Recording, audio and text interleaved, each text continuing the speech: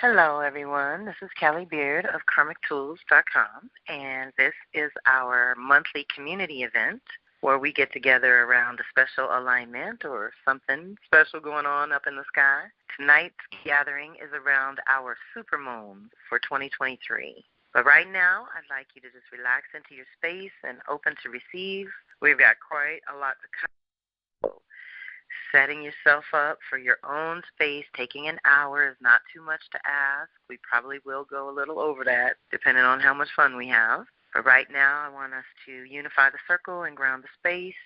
I've already blessed the 4 directions, but we're going to do it one more again together. As I invite the benevolent angels and our loving ancestors and personal animal guides and helping spirits to be with us tonight, we each have a powerful invisible team of support, which is even more potent when we bring them together like this. Deep breath.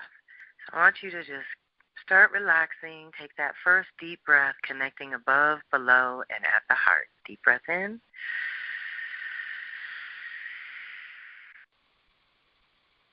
And hold and release. And we're going to start at the heart chakra, honoring the direction of the east, which is an initiation point and where we access the inner wisdom of the mind and the element of air. Take a deep breath in at that heart chakra, picturing a beautiful emerald green crystal infused with light from within and spinning brightly. And deep breath in.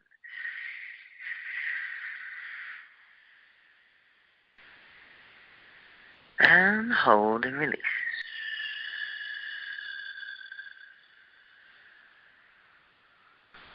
Come on down into your power center, your solar plexus, where we honor the direction of the south, a culmination point, and where we access the inner wisdom of the spirit and the element of fire.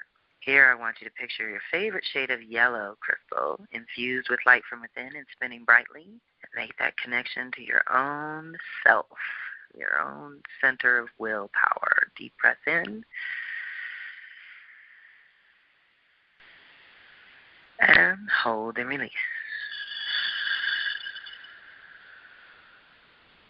Come on down to your creative center, the sacral chakra, where we honor the direction of the west, a completion point, and where we access the inner wisdom of the soul and the element of water.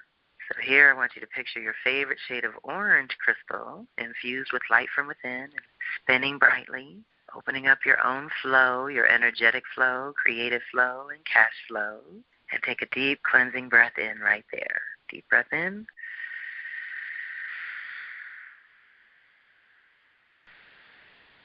And hold and release.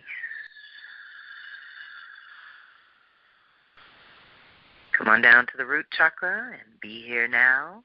Here we honor the direction of the north and a conception point where we access the inner wisdom of the body and the element of earth.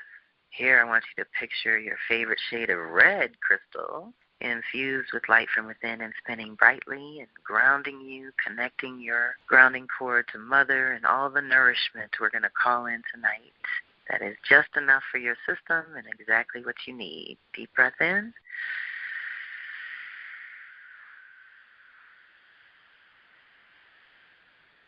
And hold and release.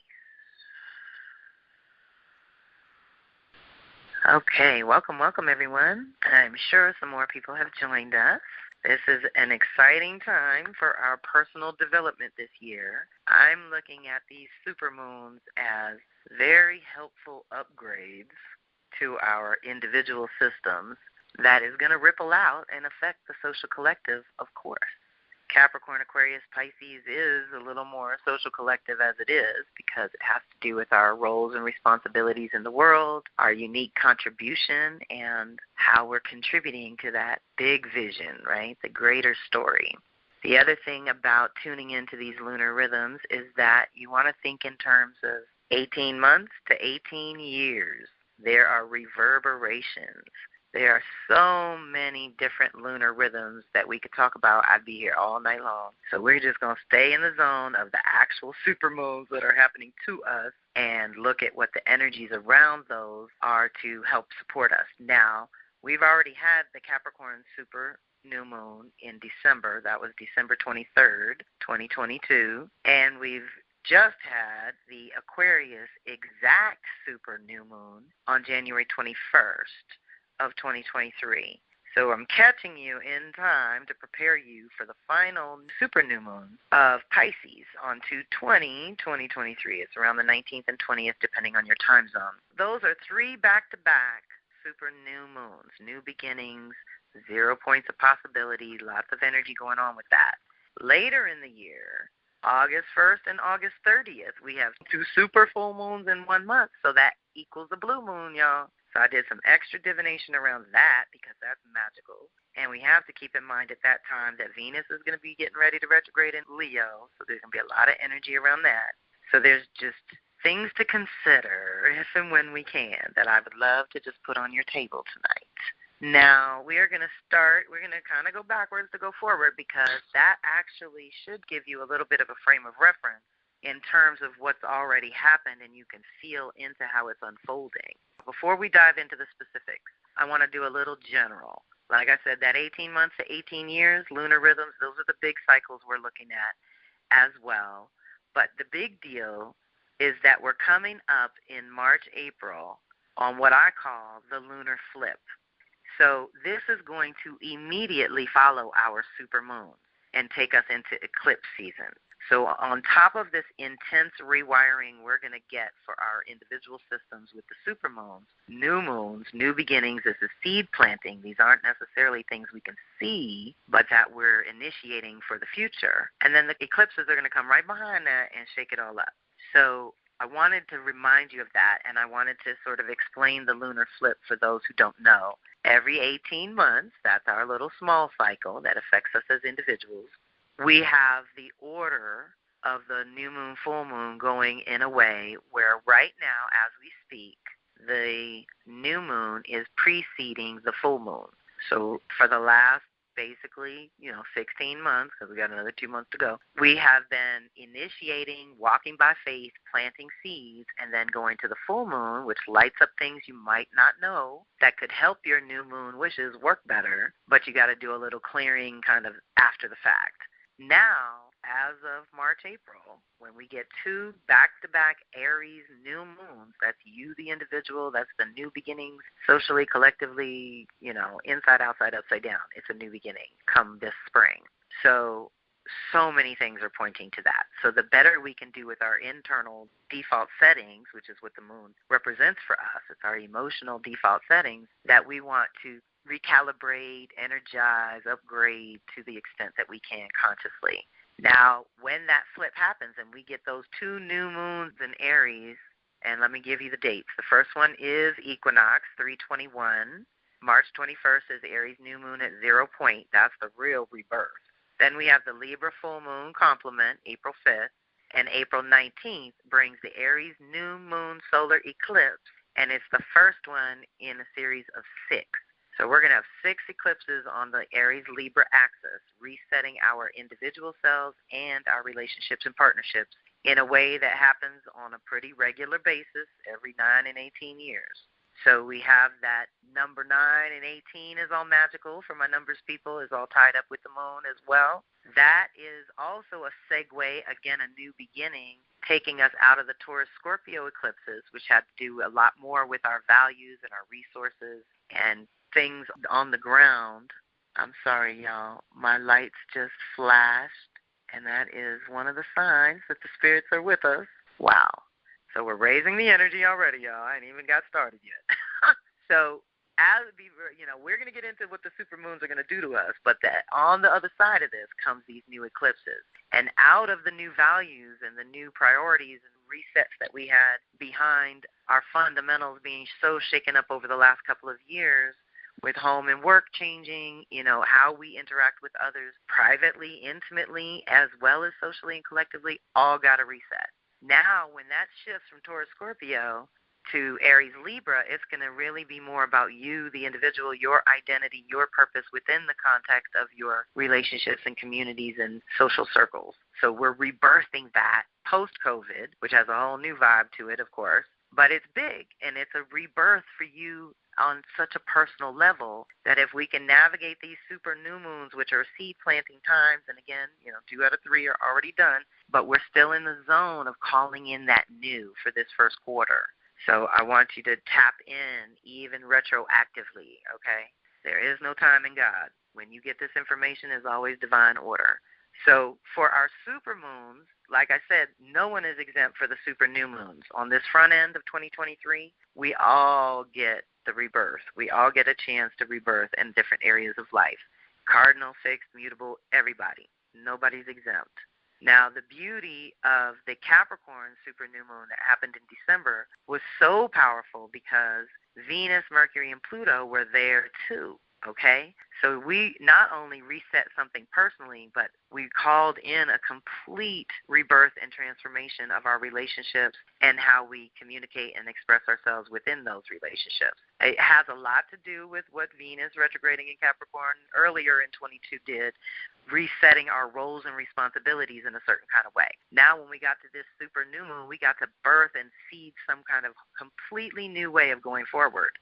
And it happened in the second house of values and priorities and your individual comfort and personal security. So it was all wrapped up in there together where we had to claim something new. Now, as that new initiation happened in Capricorn, across the way, the only entity in Cancer has been Pallas in Cancer, and it's been lingering there for months from September of 22 all the way to May 2nd of 23. So it's still in the zone of Cancer.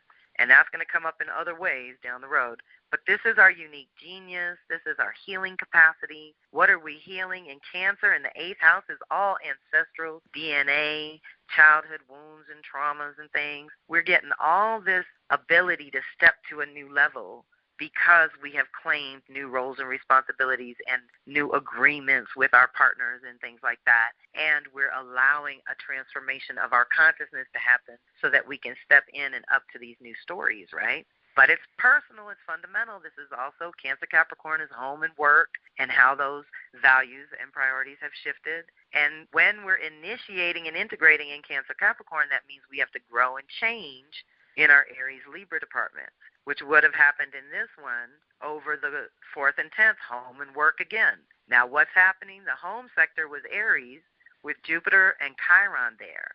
So we're, again, initiating a new 12-year story around how you're living in your private space and how much healing and integration work you've been able to do over the last several years. That's coming, it's going to be culminating soon. This Chiron in Aries is going to shift to Taurus, and we're going to have a whole new healing assignment, y'all. So let's get all the good we can out of this Aries: independence, courage of your convictions, overcoming fear of new beginnings, that sovereignty and freedom to be yourself and move freely. All of that has to happen, but we're also resetting that home base, how we take care of ourselves as individuals. Across from the Libra 10th house, we're Sirius, what we nurture and how we like to be nurtured in the relationship zone and the career zone. So the interactions with other people have to get an upgrade too, because this, again, is where the change and choices and decisions and movement has to happen in order for the new beginning of that transformed reality and the new vision can actually be birthed, right? Now, our blessings around that Capricorn super new moon was the trine to Uranus, North Node, and Taurus. So we had all this earthy energy. So there was another signal of having a new beginning in your body or your body work, and how you take care of your physical self, your nutrition, your rest, your exercise. All of that needs a rebirth, a new routine and things. And it's coming in a little more easily because the other values and priorities have changed. So it's kind of easy to slip into this self-care zone that we needed. Also, there was an opportunity with the Pisces crew because of that Capricorn juju. It got in good with Vesta and Juno and Neptune moving through Pisces. So here we were redreaming, again, the home base, how we replenish, but also our sacred individual and our sacred relationships, as well as our connection to God, Spirit, source of your understanding. Like there's another rebirth happening there where our faith has been tested, and now we're on the other side where it's stronger than ever. At least that's been happening for me, for sure. I just feel like there were so many things over the last couple of years that I really questioned God on. And now it's starting to make a little sense.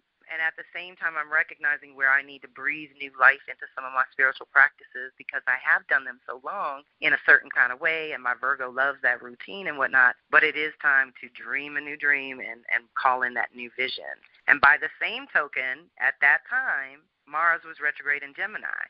So the action and movement and things still might have been restricted while you were piecing these things together about the new roles or responsibilities or the new story you're going to tell going forward in 23. Either way, a Capricorn new moon is a seed of a new reality. So all of that I just covered, claiming a new independence and freedom in your home base and making yourself sacred and doing self-preservation and not thinking that it's selfish because it really is essential. We're calling all that in and making that good so that we can be productive, contributing citizens. Now, that's never going to work if we're hungry and messed up and unhealthy and imbalanced, right? So we need this new reality or this new foundation that Capricorn super new moon could call in for us. Just let's trust that those seeds were planted, okay?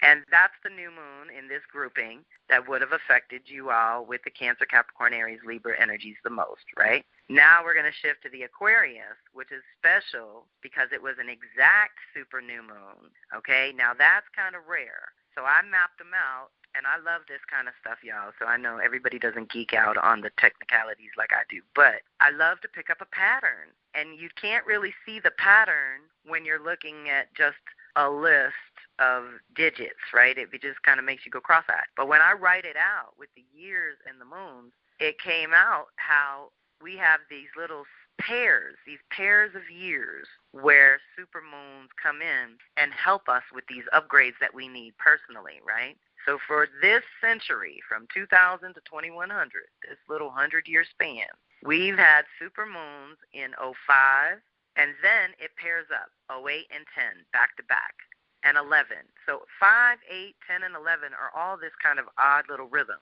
After that, it goes 16 and 18. We have this one in 23. Again, it's kind of random and special, and this one's exact.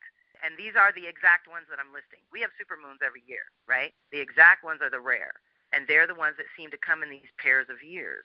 And as we go forward, now we have this last one in 23. We won't get another exact supermoon, full new moon or full moon, either way, until 2034 and 36. And then it jumps 52 and 54, 70 and 72. And then here's another special one, 80, 88, and 90, 96, and 98. And then that's it for exact supermoons for this century. So we have these rare times where the sun, moon, and earth are in perfect alignment. The magnetic pull is that much stronger. Anything that we're seed planting, certainly in this front end of the year, is seed planting time with these super new moons, right, that we're calling in is going to support us, let's just guess, at 18 months to 18 years. Okay, we have this wide orb here, but at a minimum, this is going to carry us through this next lunar rhythm. And this one in Aquarius, it's just special on so many levels. But this time it was the moon and sun in Aquarius. New moons are when they're together. In the 8th house, again, we're getting another cleansing and renewal in the ancestor house, in the resource house. This is where sex and death and money and all the things that are really important to our functioning as humans is where it resides. Aquarius, new moons are always about your sovereignty and freedom and your unique contribution and what you're bringing to the table. So you're channeling your ancestors, your DNA, your affinity, and the long line are all moving through you to express this new paradigm, this Aquarian age that's coming in. Like this Aquarius new moon was tied to so many bigger things. And of course, Saturn was there, and Saturn and Venus were together, but they went into the 9th house. So this tells us that personally, privately, we are growing in our values and we're resetting our priorities around those important things, sex, death, power, money, those important aspects of the 8th house, and our inner knowing, our psychic knowing, that's all tied up in there as well. But Venus, Saturn being responsible in the reality of our relationships and partnerships slipped into the 9th house, which is calling in a whole new vision for that. With Aquarius there, we can call in the sovereignty of being an individual within the context of these beautiful new higher level relationships and partnerships, right? And because Saturn's there, we can absolutely make it real. But we have to be dedicated, and we have to believe in our unique contribution, and we have to be able to be comfortable in our skin and our authentic selves. The energies ended up with, no Leo, which means we have to bring in that self-love and self-awareness, as well as the joy and the playfulness and the heart consciously. Scorpio's the south node, where we can slip into bad habits or past life negative patterns. So that would be with Scorpio, would be lashing out. I always like to remind people about the levels of Scorpio. So when we're unconscious, we're in the scorpion level, which stings without remorse or any kind of understanding of the consequences. And then we rise up out of that to the ego level, where we're still kind of predatory, but we're rising above it, having that vision, and being able to make better, more strategic choices. This is all our inner Scorpio. We all have it somewhere. And then you rise out of that to the Phoenix. That's the highest level, because Scorpio is ruled by Pluto, so this is also where we conceptualize or conceive new aspects of self that may have been hidden and not ready to come into the light until they're ready. But the shadow side of that is giving our power away, not feeling like we have the power to be sovereign and independent and all the things that Aquarius is calling in. But the blessing, it's still a challenge to work it, but it's a blessing in that it's part of the family, is still that Uranus North Node piece. Now, where we were at the Capricorn new moon and Uranus North Node was really helpful in the 6th house. It was rebirthing our physical routine, our body, and our everyday fitness and food and all the things that we do to fuel ourselves. That's getting a liberation and an awakening and a reset. Now, North Node is part of that 18-year cycle. That's the path, right? Now, with Aquarius, that same Uranus and North Node in Taurus is showing up in the 11th house. This is our friends and hopes and dreams and community, and again, with our contribution and being part of that. Taurus energy means we have common values, and we believe in Mother Earth and the natural way and the beauty way and the organic way, right? And we want to do that with our people. So this also indicates that we can call in part of our seeds, and we're still very much in the zone of Aquarius, to call in that new community that reflects who you really are and supports who you really are naturally, on whatever level you need it, personally, professionally. I have my personal relationships are pretty set, but I'm cultivating new professional relationships and connections and things like that with my community, with you all. I love this. The community is growing and expanding by leaps and bounds because we have these common interests or common priorities or things that we want to look into together. So that's going to be supported. Now we have same Jupiter and Chiron in Aries, but now Juno's gotten there. It gets out of Pisces and moves into Aries and will help Aquarius because fire and air work well together. Now, again, we're calling in our sovereignty and independence within the context of our partnerships. And we have this opportunity to shine, to really shine our unique gifts no matter what. I've been collaborating a lot with NASA, with Yay, and now I've got this month's Venus Circle is going to have Marianne Kelly is going to be my special guest. So those are all really fun, where we can all bring our individual gifts to the table and support the community that way. Also, the trine, the other air signs going on. Now Mars is finally forward for the Aquarius super new moon, and Sirius is in Libra. So what we nurture, how we nurture and like to be nurtured in the relationship zone is getting so much ease and grace, again, if we can be compassionate with each other, treat each other like family. That's what that is. Sirius is the great mother. We want to be that kind of support, bringing that kind of support or, exchanging that kind of conscious equal partnership that Libra brings. Again, it's going to work best when you feel sovereign and independent in your Aquarius and like you're bringing that unique piece to the table. Mars going forward in Gemini is not totally out of shadow yet, but it's still an air sign, so it's a trine and it's an opportunity because we have now rebirthed the masculine, which is the part of us that can negotiate on our own behalf, get our ideas in the world, and hold good boundaries. So that got a reset.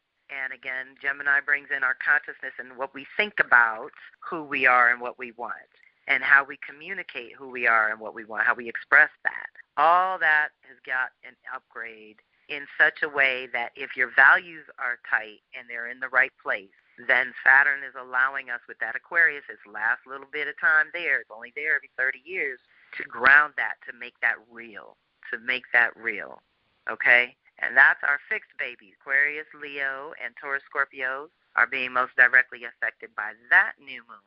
calling in, and we can all do it. We can all call it in these different zones where we need it, where we need the sovereignty or the vision or the change and upgrade, because that's ruled by Uranus now. Uranus is all about change and doing things in a new way, all right? The Aquarian age is going to be very different from the Piscean age, okay? Where we used to have that oneness, wholeness, that, everybody together in Pisces is also got a little tricky martyrdom and victim consciousness and things going on there too for the last 2,500 years.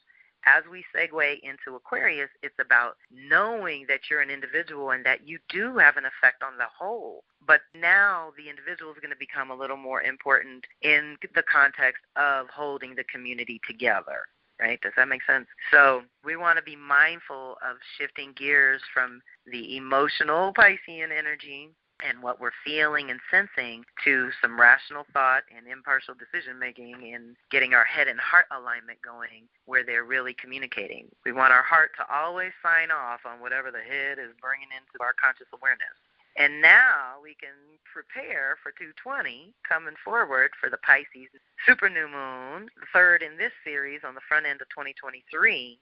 This is going to be juicy too, y'all. Now we've got the sun and moon together again in the fourth house, and now Venus has moved to Pisces. Remember, it was in Aquarius with Saturn, anchoring our new reality. Now she's going to be with Neptune in Pisces, expanding our vision and connecting us to our intuition and our inner knowing around right timing for us, for you, the individual. And that's powerful because here again, the energies kind of split houses, even though it's all Pisces. Personally, we're in the fourth house, resetting our systems, calling in that new vision for you personally. And then that fifth house is creativity and sex and storytelling and theater and games and all the fun, juicy stuff. Our creative babies, if you're not doing sex, dreaming up all new ways to be in relationship and in kinship with others and fellowship with others is going to be powerful as well. Because, again, we've had a reset around our values, around our roles and responsibilities, around our contribution and what we're bringing to the table. Now we can activate our imagination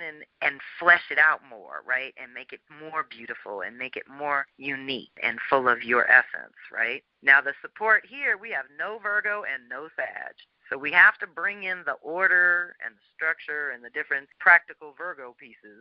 And we have to not get bogged down in the watery emotions of Pisces and allow ourselves to think a little bigger, to rise above our current situations if we are feeling a little victimized. And so we can imagine something bigger. We're going to have to do that on purpose. That's not fully supported. But again, Mars is direct in Gemini, and now it's at home in the family, so it has a little bigger influence. But it's still a place of growth where we're initiating and integrating in Virgo Pisces. We have to grow and change in our Gemini Sag. And I'm not sure if I said that as clearly as I did now for the Aquarius one. Where we're initiating Aquarius and Leo, we have to change and grow in our Taurus Scorpio. Where we initiated in our Cancer Capricorn, we have to grow and change in our Aries Libra. Okay? So we're still calling in what we want on a whole new level, and the opportunity shows up with the earth signs because Pisces is a water sign. So Pluto in Capricorn gets in the mix here, where it was initiatory on the Capricorn new moon. Now it's an opportunity to gain some traction on your vision, to transform your vision, to take it to a whole new level, to bring another aspect of soul to the surface to be expressed is so powerful. And that Uranus North Node in Taurus is juicy for this as well, and it shows up again in the sixth house. So we're back to looking at now we want to add our mental health to all that physical health that we were thinking about in Capricorn. Here it's our mental health, that we need to make sure we're stabilizing and organizing things in our world so that we can down-regulate our nervous systems on a regular basis so that we don't blow our circuits, basically, okay? And the trine, the ease and grace, comes from that same Palace and Cancer piece. So it's still making its move through there because I said it's there till May, right? So we're still moving through connecting to our gut instincts, to healing our digestive system, if you want to be literal, but also healing our family connection and our past lives and the things that we've done in the past. All that is up for healing and renewal and a reset to the tune of a minimum of 5 years. because that's Pallas's cycle. The fact that it lingered and retrograded there is a very big deal because we're calling in a whole new wisdom of the mother, wisdom of that maternal energy that knows how to contain, nurture, and protect. Where's the genius in that? Where do we find ways to make all the different aspects of our lives function like a garden, food and flowers, sustenance and beauty, growing together, not choking each other out with the roots going crazy. We got the right things growing in our garden next to each other, and the things that need a little space, we give them a little space. We want to do that on every level of our lives, y'all. And we're so supported for calling in a whole new way of doing that. Okay? Now, this is our first quarter initiations with the new moons. So that's our super new moons for 23, right? With one exact, which is kind of rare. That was our 121, okay? Now we're moving to our super full moons that are happening in August. These are 2 full moons in a 30-day period, which creates a blue moon. So we're going to talk about that too. These super full moons are a complement because they're going to happen also in Aquarius and Pisces. So now, here we got to think about the fact that we have planted some seeds and started some new beginnings in our Capricorn, Aquarius, and Pisces departments. And on the back end, 6 months from now, we're going to feel the culmination of this initiation. We're going to feel how far we've come. We're going to start to see. It's going to light up what we've initiated in some kind of way, and it's going to be related.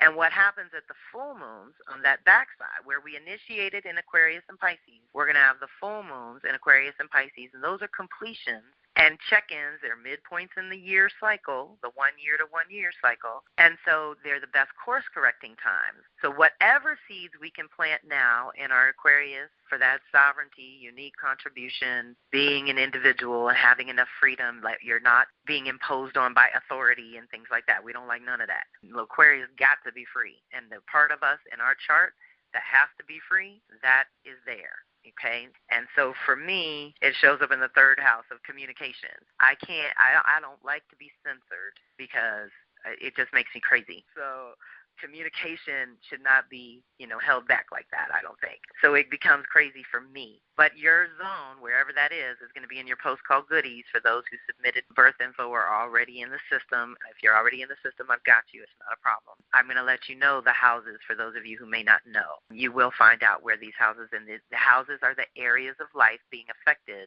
by these moons. Okay, that we're talking about. So as we segue to the Aquarius full moon happening August 1st, this is a big deal because now we got full moon, so sun and moon are opposite each other. So we're working that Leo-Aquarius energy. Leo is where the new beginning is happening, and Aquarius is where the completion is happening. So again, we're still initiating, integrating on Aquarius-Leo, which means we're going to have to grow and change in our Taurus-Scorpio. This time, the moon and sun are across the 3rd and 9th house. So we're talking about, again, how we think and express, how we learn and grow in our consciousness, the stories we tell, the beliefs we have around our own essential self. Leo, that is you, the individual. Aquarius is you, the individual, in other ways. It's just a big reset or cleansing, clearing for anything that is not you. At that point, we're going to be letting go of things that are no longer you, that block your contribution or block your light in any way, because it's going to be the Leo new beginning where you want to shine, you want to have a new look, you want to have a new presentation altogether. It's going to be powerful reset come August. And Venus will be there lingering in Leo, contributing to that full moon, and that is going to be the beginning of her new cycle in Leo. And that's a powerful, let's say, feminine contribution to that full moon energy. Now, again, we will have no Scorpio because by then the nodes will have shifted. So we won't even have the South Node anymore. No Scorpio, so we got to bring that in consciously. That's our power, our creativity, our ability to conceive a new vision. It's our psychic capacity, our inner knowing of what's right for us, the individuals, and that Taurus side where now, remember, it was Uranus and North Node in Taurus. Now, by later in the year, it's Jupiter and Uranus. Now we talking big consciousness rebirth, big expansion in your Taurus department. blessings, because Jupiter's the benefactor, so let's be good about that. Again, if we take care of these health needs and checkups and all that kind of thing on the front end, we ought to be stepping into new physical well-being on the back end here and claiming a whole new story around our Taurus zone, which is food, sex, and money. It's also our values and priorities, our creature comforts and personal security. We're calling that into the tune of 12 years, with Jupiter stopping there only once every 12 years. Uranus is only there every 84, so that's even bigger. That's a collective cycle. That has to do with the Depression, and after the Depression, when they created credit and fake money and the Fed. So here we are, a full cycle later, and crypto comes out and all this new different kinds of ways of doing money, which may or may not actually be better, right? So deep breath on that one. That's Uranus for you, shaking things up. But for us personally, it's awakening our body and our values and things that are on the ground that are really important to our day-to-day existence. Those changes are what we've been enduring lately. And so for that Aquarius super full moon, we're going to be clearing out all kinds of blockages of rigidity. It's the fixed energy, right, where we get stuck and stagnant. We don't want to do that. We want to allow that energy to culminate and complete so that we can express at a higher level and so that we can be a little healthier in our literal physical well-being. And then August 30th brings in the Pisces super full moon, and this is just the ultimate completion because this is like the culmination of the year, 9 months in, and we hit fall equinox and we start closing the year, right? This time we have Pisces Virgo across 5 and 11. So the new beginnings is in the 11th house of community and friends and hopes and dreams. And guess who's there? Saturn is there with Neptune. So now we really are going to be able to make certain dreams real. We are going to be able to rely on our spiritual team, on our invisible team. It's so deep, y'all. Saturn's only in Pisces every 30 years. Neptune's only in Pisces every 165. To get them to line up together is just a big deal, let me tell you.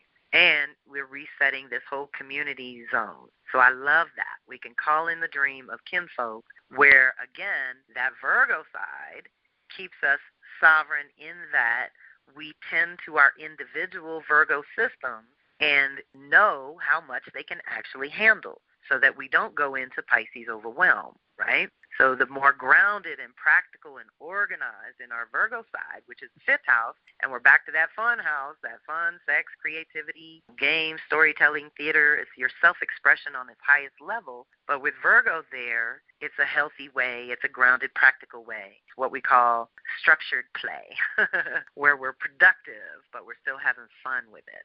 The additional energies there that are so helpful will be Mercury and Pallas. So Pallas will eventually move out of Cancer and get on with the get on. But when she's there, Mercury and Pallas are like super genius. Like this is your unique brilliance being activated in Virgo. So back in the body and our health and our systems, but also in your systems for living, for your right timing, for choices and decisions for you. There's going to be this delicious realignment there because this is, again, the initiation integration is happening in Virgo Pisces, which means that we have to grow and develop in our Gemini Sag. We have to change some things there. Now, Vesta is going to be in Gemini then, so what is sacred is Gemini. So your ideas, your creativity, your self-expression in the 2nd house, being able to express your new values, your new level of priorities and new things going on. It's going to be so, so juicy. Now, we have an opportunity to heal with that Aquarius full moon, and we have the opportunity to transform with the Pisces super full moon.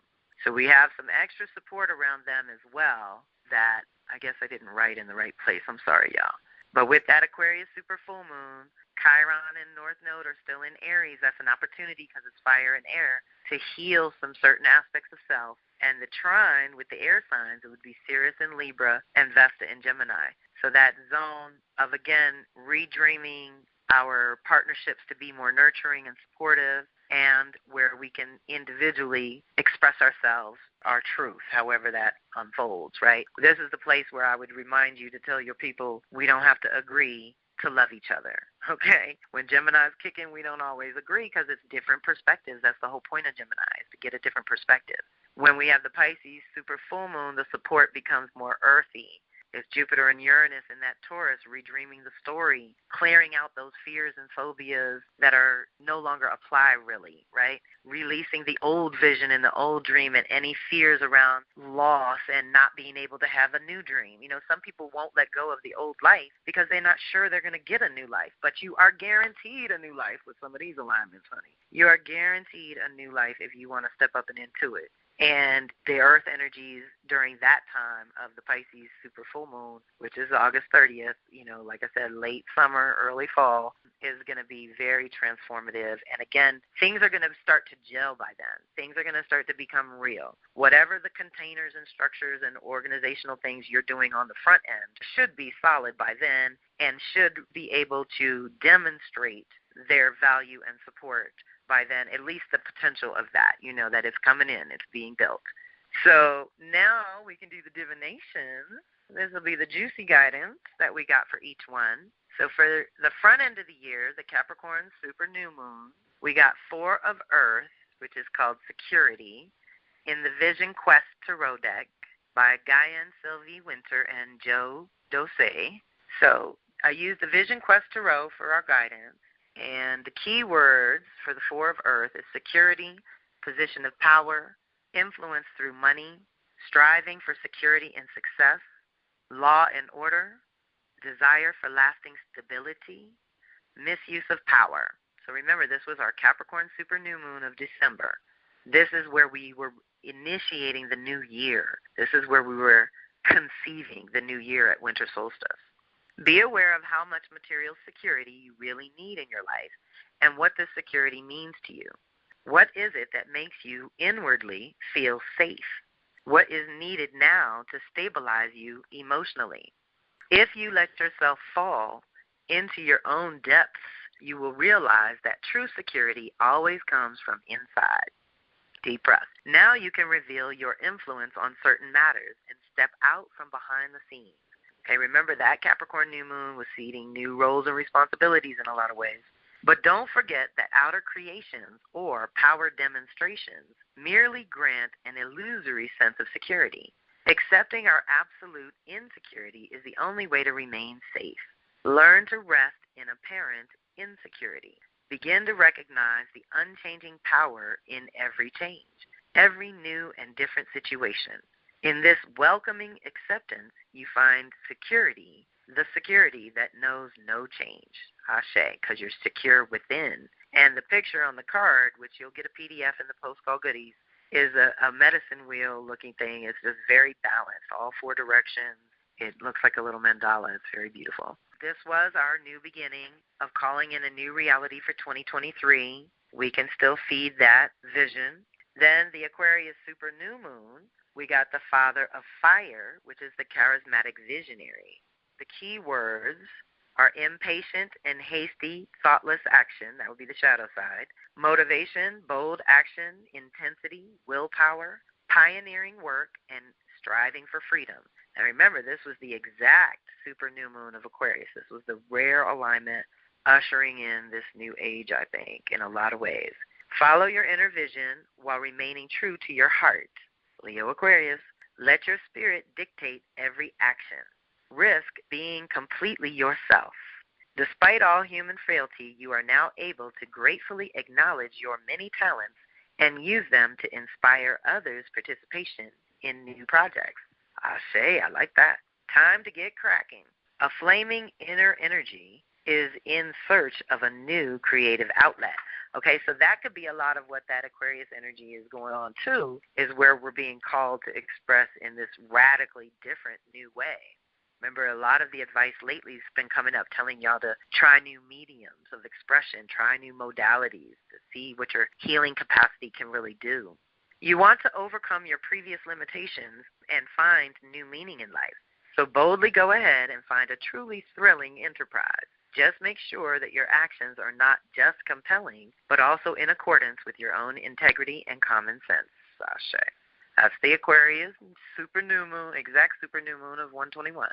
Then we got this one coming up, the Pisces super new moon. We got the High Priestess in the major arcana in this deck. It's called the Medicine Woman. And her key words are intuition, soulfulness, Your female component, prophecy and clairvoyance. This is our intuition. Visionary power, initiation. It is an initiation of a new vision. Healing and love for mankind. Medicine woman symbolizes all your feminine powers, the soulfulness within. By flooding you with intuitions, she initiates you into her many mysteries. Among other things, she can start and accelerate healing processes. Absolutely. Call it in. Once you submit to this energy within you, you will also be healed. Holy comes from healed and wholeness, and is revealed through healing. Initiation in this case means to be introduced to your own healing powers. These spring from the deepest and highest dimension of our consciousness. Relax deeply, and a miraculous healing knowledge will arise spontaneously. The more playful and flexible you are when receiving intuitive insights, the more accurate your forecasts will be. The more silently alert you become, the more directly and clearly your intuition speaks to you. Ashe. Intuitive powers can affect your life only when you give them enough room to unfold. What Medicine Woman stands for cannot be forced or conjured. To let her affect the course of your daily life, you must first recognize your negative thought patterns and consciously let them go. That would be Pisces' unfounded fears and phobias. Only then will it be possible to drink from the well of intuitive wisdom that is seamlessly connected to the source of all life, wherever it manifests in the universe. The wisdom that arises from the ground of all being is limitless and eternal, indescribable, beyond words. To wake up to it, a lot of attention has to be directed within. To be healed internally, love needs to be found within. Your path is to follow your intuition. Deep breath. Now, our guidance for the Aquarius super full moon later in the year, that's the August 1st one, I believe. Mother of air and self-awareness, because remember, this will be Leo time, moving into Virgo time. So on this side, we need that self-awareness, intelligence, clarity, inspiration, self-respect, confidence, inner strength, creativity, courage. These are the key words. The message says, this image depicts your strength to be who you truly are, not who you were supposed to be, should have been, or what others would like to make you become. Your self-confidence has been awakened. With it awakens the courage to drop your masks once and for all. This is the only way to your own inner center. You have the intrinsic courage to express yourself with unmistakable clarity and to take your rightful place in life. This doesn't mean pushing anyone out of your way. You are learning to be more kind to yourself, no longer trying to please everyone else. Thus, you disengage from preconceived ideas and the prejudices you may have bought into in the past. Now you are recognizing your absolute worthiness. Just begin to behave accordingly. By respecting yourself, you are showing others how to treat you. If you honor and take care of yourself, other people will respond in kind. Ashe. And then Pisces super full moon, we got the Mother of Fire. So we got Mother of Air and Mother of Fire. Mother of Fire is about trusting oneself, certainty, authority, strength, courage again, pride, passion, sometimes arrogance, power to compel and succeed. To grow into genuine maturity is a lifelong endeavor. It won't happen overnight. We must pass through many valleys and scale as many peaks. This card tells you to remember your inherent strength as you get ready to take your rightful place in life. This enables you to make decisions from a position of truly compelling inner authority. Deep breath. Your growing faith in your own path and personal development is now yielding rewards in many areas of your life. This inspires the people close to you to further develop their own trust in themselves. By sharing your experiences and radiating your newly found trust in your own abilities, you not only reward yourself, but others too. Deep breath. So like I said, that Pisces super full moon is going to be a culmination of the year where, again, all the changes, all the organization, all the structure building, all the, releasing of the past and all the clearing is going to allow you to really step into this new level. Now, I had to pull a card for the blue moon because 2 full moons in a 30-day period is a big deal. And so for this guidance, we got the World card, and in this deck it's called the Big Medicine Wheel. The key words are the new dimension, creation, new paradigm, transmutation, global consciousness, altruism, individual awareness, openness, sharing, recognizing and assuming your rightful place again, right? So again, we're going to sort of come into our own at a whole new level. So juicy. In the center of the Big Medicine Wheel, and you will, like I said, get to see these cards, planet Earth is seen spinning, crowned by the snake that symbolizes the mystical power of creation to constantly transmute and reinvent itself by taking countless forms. That means we're going to shed another skin this fall. The mountain lion is known as a sign of spiritual guidance, physical prowess, and the ability to follow one's heart. The white buffalo is most special to Native Americans. It is revered as a sign of answered prayers, renewal, and grace. Eagle always symbolizes the Great Spirit. Its feathers are sacred and have been used by medicine folk since time immemorial during healing ceremonies to gaze into realms beyond mundane life, expand one's horizon, and establish a connection with the unseen world. The human animal is just one part of the endlessly circular motion of the Big Medicine Wheel. He is not positioned above nature or any other creature. It behooves man to remember his place in the Great Medicine Wheel. This card embodies all stages of learning in the visible and invisible worlds. It stands for physical and spiritual rebirth as well as completion. Now, Big Medicine Wheel encourages you to leave behind your old lifestyle and embrace a new phase. Let go of your past. Thank it, bless it, but do not carry it around like so much dead weight. What is ready belongs to you and will stay and always be available to you. But your past no longer exists. It is merely a memory that must now give way to an infinitely more fulfilling present, Ashe. If you wish, you can seize this great opportunity to wake up, to become more conscious and begin a different life. Deep breath. The major change in your circumstances is likely. The eternal wheel is turning, showing you a new direction. This may relate to your work, love life, or the entire network of your relationships. Don't let the fears and doubts habitually produced by your head hold you back. Something fresh and exciting is almost within reach. Be ready to receive it. Dare to plunge into the freedom of the unknown. Dare to jump into a life of greater beauty and fulfillment. Ashe. Ooh, rounded up for everybody. I love it. Okay, deep breath. Now for our meditation, I found something really juicy in Cathy Pagano's book, and I don't even know, she might be here with us tonight. This is where we sort of relax, y'all, open to receive the message which is just for you. We are going to dive into some lunar consciousness. Well, first I'm going to define the 4 types of consciousness. There's a couple of little quotes I want to put on the table first, and then we'll read the section that came up for meditation. Okay? So open to receive that which is just for you, but we're going to start here. All the riches of the world, the 4 types of consciousness. This is from Cathy Pagano's Wisdom's Daughters, How Women Can Change the World. And it is a staple. This and Women Who Run with the Wolves are my 2 Bibles. Now, what I love about Cathy's style is it's very imaginative, and the storyteller in her is so powerful. And she, let's say, lines up these 4 types of consciousness with 4 different dresses. There's the silver dress for lunar consciousness, the golden dress for solar consciousness, and the sparkly dress for celestial consciousness. And fur skin is all in the furs, right, when we're in our body and our physicality. So these 3 dresses and the mantle of furs symbolize different types of consciousness, just as their colors represent the differentiation of light. Deep breath. The sun and the moon is what we're going into now, y'all.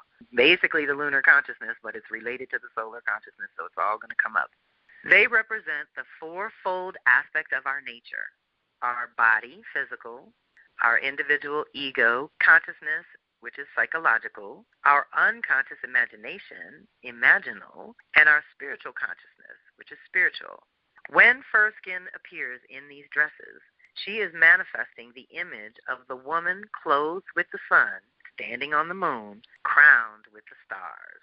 The golden dress of the sun symbolizes the solar, masculine, left-brain consciousness of our culture, which likes to differentiate one thing from another.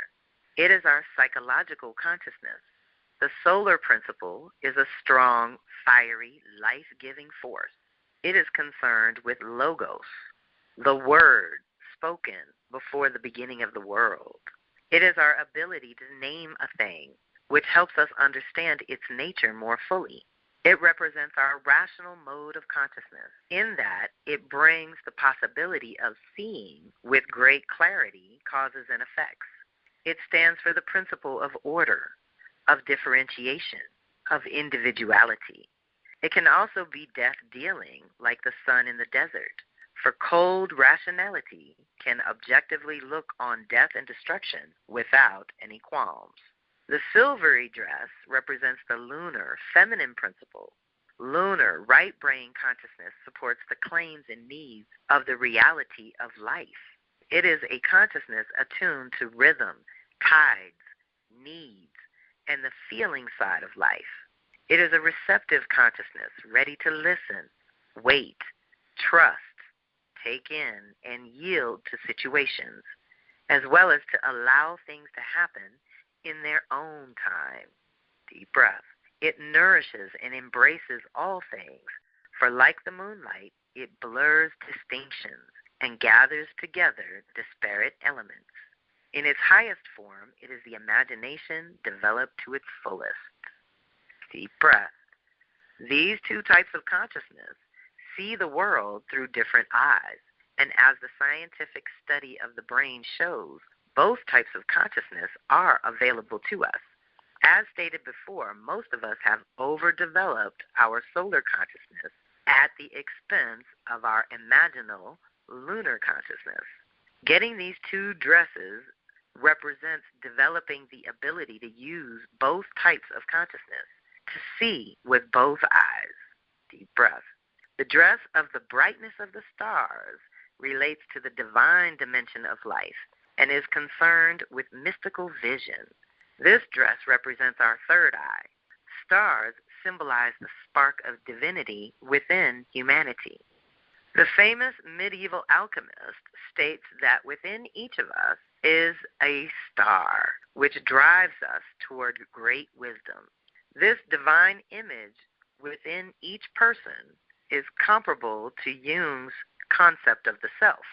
Jung says that particular alchemist beholds the darksome psyche as a star-strewn night sky whose planets and fixed constellations represent the archetypes in all their luminosity and numinosity. The archetypes within and the patterns of stars without combine to help us find the meaning of our lives and our place in creation. The star dress represents our relationship to the divine, to the ground of our own being. This dress is very much present in our society, for it is made up of all the accumulated spiritual wisdom of all times and ages, and is available to us in books, through yoga and meditation practices, from spiritual gurus and teachers, and most directly through our own inner work. That's our soul work. People seeking this kind of personal connection to divine spirit are trying to live in their star dress. Deep breath. Okay? That's the four types of consciousness. And then we open with the quote before we dive into the section. Like fur skin, our task is to get in touch with the rhythms of our instinctual life and learn to trust its messages. Then we can dance in our moonlit dress and give validity to our feelings, our intuitions, and our fantasies.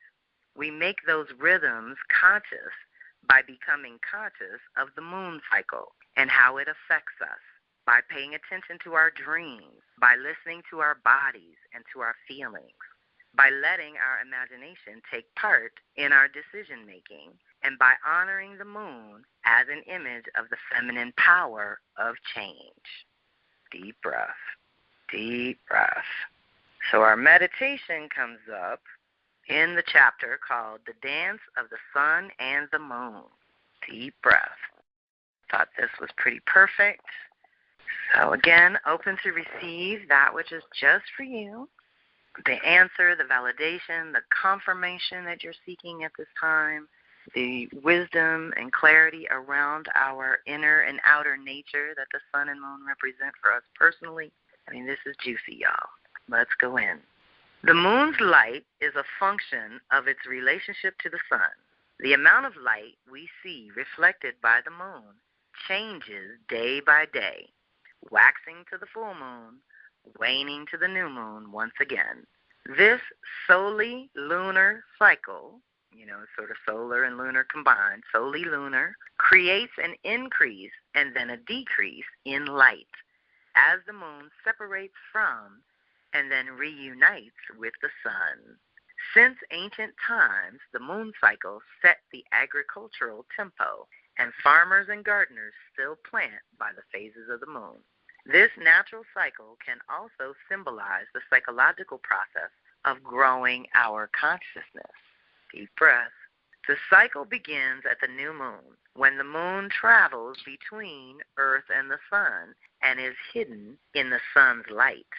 The new moon phase is a time of beginning, when the moon disappears from the night sky. This monthly sowing phase, while the moon travels the daytime sky, is activated by the sun's position in the heavens and the energies that position focuses. A winter Aquarius sun is very different energy and light from a Leo's sun's light and energy. That energy is absorbed by the moon's conjunction with the sun and gets released through the cycle's duration. Internally, it activates our unconscious response to life. A new moon fertilizes ego consciousness by opening the unconscious like a womb and planting a seed to be nurtured. During this time, we engage in the world subjectively. Each month at the new moon, we have the opportunity to respond instinctively to the present moment without old patterns interfering. We might act spontaneously and impulsively, freed from the conscious mind, childlike and open to new adventures. This is the phase when we listen to our body's response wholeheartedly and trust its wisdom. Deep breath. So our super new moons are all tied up in that new seed time. A few days later, a thin crescent moon appears in the western sky at sunset, sitting like a vision and a promise of new life. It is the phase of the moon when we can see the outline of the whole moon that will be a promise of the full moonlight that will once again shine on us. This phase symbolizes a time when we struggle against inertia, like a new plant struggles to push up through the earth. Psychologically, we can speak of it as a testing time, when we either fall back into our old patterns and fears, or we learn to focus our energies on the new life that we sense awaits us. Each time we confront obstacles and overcome our inertia, we gain strength as well as a sense of our own capability and talents. During the crescent phase, we get to move forward in our new growth. Next comes the first quarter moon phase, when the moon stands overhead at sunset. It is 90 degrees away from the sun, and their energies are squared off. It is time to take action that will further manifest our goals. In a plant, this is the time when it puts down roots and sends out stems and leaves. Likewise, this is the time for us to test ourselves in the world, taking on challenges that will lead us to our goals. It is a time of decision-making, when circumstances force us to make a choice and then take action on it. We develop our will, courage, and confidence when we move forward in our lives and meet the crisis, conflict, and challenge of making our way in the world. We must learn to take control of our own lives. Otherwise, we are caught up in tensions, frustrations, and anger over lost opportunities and inadequate support. Okay, deep breath. I'm calling in a whole new level. Like the hero's journey, this is the time to push through obstacles both within ourselves as well as in the outer world. When we do, we commit ourselves to finding workable ways to fulfill the promise of the new moon.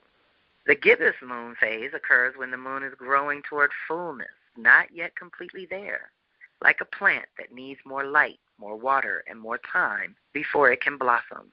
During this phase, we try to analyze and perfect the goals we've been working toward. Sometimes we experience so much outer resistance or run into unexpected details that we feel dissatisfied and discouraged. On an inner level, this is a time for self-improvement and analysis, a time to disregard the non-essentials and question what we are doing. Through this search for perfection, we hone our skills and perfect our techniques. Deep breath. The first instinctive part of the cycle finds its completion with the full moon, when it stands opposite the sun in the sky, receiving and reflecting back the full light of the sun. The flower has finally blossomed. This phase is a time of fulfillment if we have worked hard at the previous parts of the cycle, a time when the seed potential begun at the new moon matures. Since the full moon begins the second part of the lunar cycle, this is the time when we develop objective awareness. Now we begin to become conscious of our purpose, of the meaning of what we have created. Psychologically, this phase offers us the possibility of consciously pursuing our life's purpose by fully integrating the polarity of the sun and moon, of inner and outer, of self and other. It is the internal balancing of these opposites that brings us the clarity and objectivity and self-awareness of this part of the cycle. When we learn to bear the tension of opposites, we discover that a third way, something Jung called the transcendent function, opens up. It is a result of each side understanding the importance of the other. The sun's spiritual purpose is accepted by the moon's soulful reflections, just as the sun accepts that the vehicle for expressing and achieving its purpose is the moon-shaped personality. It is the alchemical marriage of the sun, consciousness, and the moon, the unconscious, which engenders a time of revelation and illumination, of creative fullness and conscious awareness. It is a time to engage ourselves out in the world, to experience the fullness of life, especially through our relationships. We have entered the phase where we must think before we act, so that our actions are considerate, caring, and meaningful. Deep breath. After the full moon, the moon starts on its journey back to reunite with the sun. The light begins to decrease, and the plant to bear fruit. During the disseminating phase of the moon, we can communicate what we learned during the first part of the cycle, the meaning of our experiences, and what we value because of them. This is the phase when we learn to walk our talk. Our lives are changed, and we now can teach others how to do the same. This phase opens us to working with like-minded people, sharing information and experiences, and creating new forms of group action. Ashe. When we reach the dark and mysterious last quarter moon that rises around midnight, we find ourselves contemplating what we have learned along the way and deciding if we still believe in it. This phase provokes a crisis in consciousness, a time to confront our belief system and question our assumptions. In the plant cycle, it is a time after the harvest when whatever remains is left to decompose and go to seed. Psychologically, it represents a time when we let go of old ways of thinking about the world that no longer serve us. The energy forces us to confront our old belief systems and discover if they are still viable. If not, we need to let go of them. If they are, then we save them like seeds for an unknown future. We have to let go of the past and begin to orient ourselves toward a new cycle. It is time to invest in the future. The very last phase of the solar-lunar cycle is called the balsamic phase, the old crescent moon that rises just before sunrise and later disappears completely. This final phase of the moon becomes a bridge between the old and the new cycle. This is a time to distill what we have learned in the cycle and to transform it into a vision that can seed the next new moon. Deep breath. Psychologically, this is a time when we can release and transform old energies. This phase is a wisdom phase, when we have to use both our instincts and our intellect to finish up old business and clear the decks for a new cycle. Living a new vision in the midst of an old collective or personal reality is the lesson here. This is Lady Wisdom manifesting fully. Otherwise, we refuse the lesson and get so stuck in old wounds that the world bears the blame for our refusal to let go and die. You could say that collectively we find ourselves in this situation today. Our old way of life no longer works, and instead of distilling its wisdom and envisioning a different future, the powers that be hang on for dear life and create death all around instead. It is important to pay attention to these lunar cycles and understand how they affect your body, soul, and spirit. Pay attention for a few months to your dreams, especially around new and full moon. See what comes into your life during the waxing stage, and then understand what meaning it has for you during the waning phase. What new wisdom have you discovered? After a few months, look at your astrology chart and see what houses are affected by the monthly cycle. This will tell you what aspect of your life is being worked on. Compare it with your experiences and see if using your chart helps you understand yourself better. Making this cyclic rhythm a part of your life is one way to take your standpoint on the moon, like the woman clothed with the sun. Deep breath. During this solely lunar cycle, as the sun and moon's relationship to each other changes, the light itself is changed. Fierce golden sunlight is received by the moon and transformed into cool silvery light, a reflective light. The moon implies the art of reflective thought, and is certainly a metaphor of the consciousness that sends us our dreams every night, reflecting back to us our daytime reality in the form of objective dream images. Our dreams give us the images that compensate or complement our ego reality. Okay? Our dreams give us the images that compensate or complement our ego reality. Through the light of lunar consciousness, we begin to see different aspects of ourselves and how they interrelate. Dreams give us a perspective on our lives that is greater than our ego perspective. They give us a symbolic vantage point from which to view our own individual story.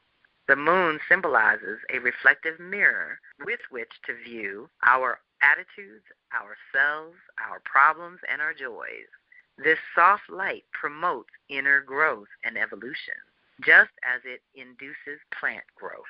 Ashe.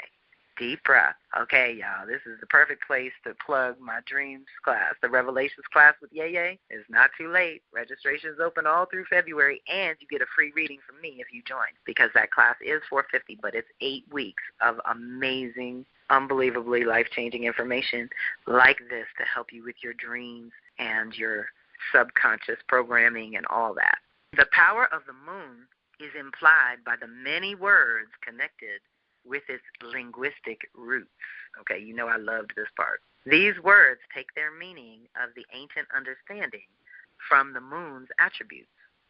Some of the words are mensis, which means month, menses, blood flow, menos, feminine spirit, heart, soul, courage, ardency, menonian, to consider, meditate, wish, memona, to have in mind, to intend, mania, madness, possession, manteia, prophecy, manuo, to reveal, manthano, to learn, mamini, to remember, metis, or metis, wisdom, matraelm, matram, or matra-m, to measure, and methesio, to dream. All these words stem from one original Sanskrit root, hati, it looks like hati-h, which means thought, intention, measure, and knowing. The moon and the consciousness and knowing its light is therefore necessary for measuring, considering, revealing, learning, remembering, and dreaming. It is the bringer of wisdom as well as of madness and lunacy. It gives the ability to walk in the spirit world or to be possessed by it, or the contents of the collective unconscious. Okay, deep breath. It also gives courage, heart, and soul to the undertaking of becoming human. The light of the moon is the consciousness by which we incarnate, the light that brings change and growth to life.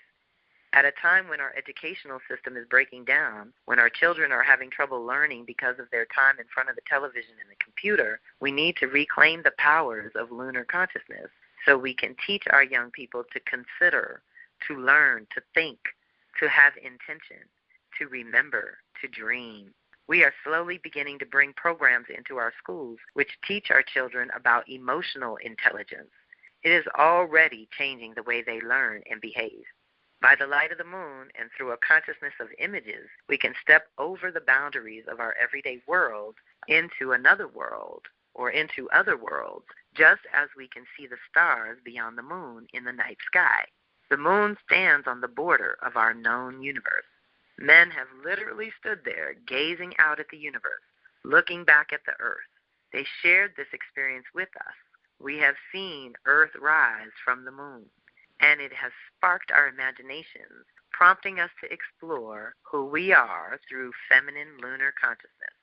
Since that time, women have worked to rediscover our true natures through journaling, sharing personal stories, and looking back to feminine goddesses and mysteries. If the Earth Mother symbolizes the vessel in which our soul is transformed and brought to birth, the feminine principles of the moon symbolize the process of that transformation. For we are constantly changing and becoming, sometimes in the fullness of life, sometimes in the darkness of depression and death. The moon's changing appearance is a sign of that state of ebb and flow in all of life's energies. I find it a more comforting light than the sun's because it does not demand a constant high-level performance and a splitting of the light from the darkness. It helps me to accept my comings and goings, my being accessible and being remote, for it allows that life is also like the inconstant moon. Yet we fear this inconsistency and try to push away painful emotions like men do. Of course, repressing our emotions causes depression, and then we anesthetize ourselves to avoid going down into the unconscious to discover the reason for that depression.